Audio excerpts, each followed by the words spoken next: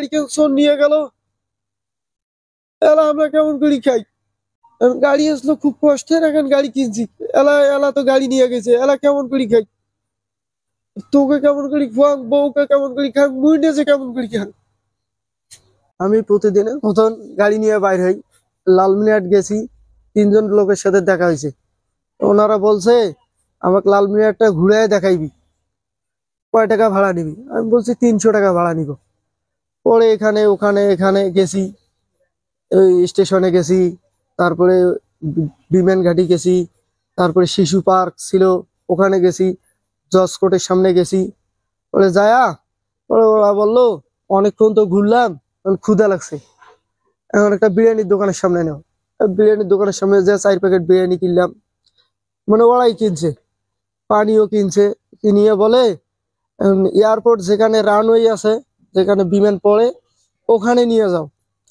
তারপরে ওখানে গেছি, ওখানে যেয়া বিরিয়ানি খাইছে, আমি খাইতে চাইনি, কিন্তু খেয়া টেয়া ওরা ওই আমার গাড়ি নিয়ে গেছে। মানে আমার খাওয়াই টেওয়াই অজ্ঞান বানাইছে। আমি তো 3 দিন পর হুঁশ পেয়েছি, কিন্তু কথা বলছে এখন আমি বউ ছাওয়া পোয়া নিয়ে কিভাবে সংসার করব? আমার গাড়িটাই তো নিয়ে গেছে গা।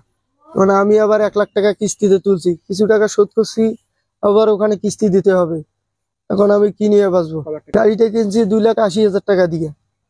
এখন আমার বউ ছাওয়া পোয়া এগুলো নিয়ে কিভাবে বাঁচবো?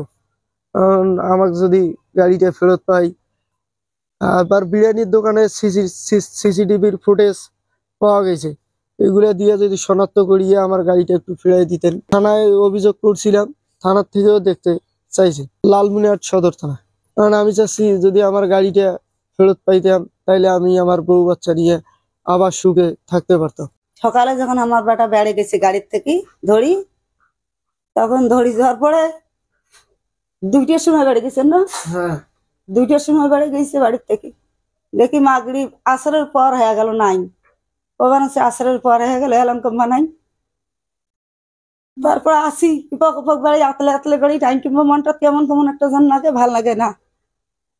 মাগরিবের নামাজ পড়ি, উঠনো উঠিয়ে কই বলে ফোন করনো হয়, ফোন করা করা কথা কইতে নামাজত বসি কেন বা কিবে মনটা বসে ছাওয়া কিংবা মোর এলাম নাই, কি হইবে আজ কিংবা এলাম নাই। আল্লাহর কি ইচ্ছাই নামাজ পড়ি উঠতে, আর উঠিয়ে বেড়ে খালি খাড়া হয়েছেন, তাতে এই যে একটা মানুষ ফোন দিল, দিয়ে কয় চাচি তোমার ছেলে কি অটো চালায়? যেমনি এই কথা কেছে তেমনি তো গাও সিংড়ি উঠছে, তোমার বাপরে সহ অটো চালায়। কায় এই কথা কইবে, চাচি কইল বাবা তোমরা কায়? তাহলে তোমার বেটার মতো আমরাও। তা এলা কি তোমার বেটা নিয়ে যাইবেন? তা মুকুর থেকে আমার বেটা কান মুখ তোমার বেটার অটো গাড়ি নিয়ে রাস্তাত ফেলে থিয়ে চলে গেছে। তোমাকে বাবা তোমরা কায় কোন তো, তোমার নাম কি? কল আমার নাম মানিক। এলা কি করবেন? তোমাকে বাবা তোমরা যে প্রকারে হোক বাবা মোর বাড়ি দিয়ে পাঠান। আর মুখ বাড়ির কথা পুষনা করিল বলে, তোমার বাড়ি কোটে ঘর কোটে এই কথা তোমার পুষনা করিল, তাহলে ওই কথা কইল বলে আচ্ছা বাড়ি দিয়ে পাঠান। হ্যাঁ বাড়ি দিয়ে পাঠান। পরে ইয়ের পর কি হল কায় কায় এখন মোবাইল ধরছে, মুই তো আর খবর পাও না। ওটা সিকড়ি সিকড়ি কইছেন তো ঘাটা, ওটা আর খবর পাই না কিছু। বাবা গাড়ি কেন কিনছি? লোন করি কিনছি। আমার গরিব মানুষের কথা বাদ দাও বাবা, লোন করছি মানুষের উপর, মনে করো ধানের উপর টাকা টুকেও নিছি, নিয়ে ছাওয়া এখন বেকার কোনো করি খাবার পায় না অসহায়, নিয়ে টিয়ে গাড়ি কেন কিনে দিছি। বেড়াক অফিস থেকে লোন করছি, আমরা ওই একমাত্র ওই বেটায় আমার উপার্জন করা। হ্যাঁ বউ আছে বাচ্চা আছে। এখন চাই আমরা আমার যদি গাড়িটা উদ্ধার হইলে ভালো হইলে, যে প্রকারে যদি আল্লাহ উদ্ধার করে দিলে বা মানুষের মাধ্যমে যদি উদ্ধার করে দিলে ভালো হইতো। আমার ভাবছে হয় ও অসুহা, ও করি খাইবে কিছু নাই, ও বউ বাচ্চা নিয়ে বেড়া কপিস থাকিয়ে 1 লাখ টাকা কিস্তির উপর নেছে, খালি 2-4টে কিস্তি গেছে। এখন কিন্তু ধানের করে টুপে এনেছে। এখন ওই যে বাচ্চা একটা মেয়ে বাচ্চা, কিভাবে বিয়ে দেবো, বউ আছে কিভাবে চলাইবে।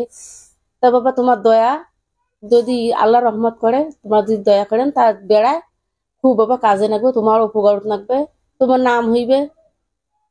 তার সাথে দেখেন বাবা চেষ্টা করেন, রহমত করেছেন আল্লাহ, আল্লাহ যেন দয়া করে রহমত রহমান যেন পাওয়া যায়। আমার বাচ্চা যেন চলি ফিরি খাবার পায়, বাচ্চা যে কানতে কানতে বিহু শেয়া গেছে, বাচ্চার কথা কইতে পারে না, অজ্ঞান হয়ে গেছে। বাচ্চার মা আমার যাও তাই কিছু কার বলতে কিন্তু পারে না, যে মেয়ে বাচ্চা আছে। দেখেন বাচ্চারা বুকে দুধ পায়টায় কম, কিন্তু বাড়তি খাবার খাওয়া লাগে। এই যে মনে প্রয়োজন লাগলে তেল সাবান লাগে, কাপড় চোপড় লাগে। এখন ও যদি অসহায় গেছে, ও এখন কিভাবে বাচ্চারা কিন্তু খিলাইবে? কিন্তু বাচ্চারা খিলবে গেলে টাকা ঢুকের দরকার আছে। ও কিন্তু কারো অসহায় গেছে, কিন্তু কার কোনো কাজে কামে পায় না। এখন দেখেন চেষ্টা করি বাবা, যদি রহমত করেন আল্লাহ দয়ালু।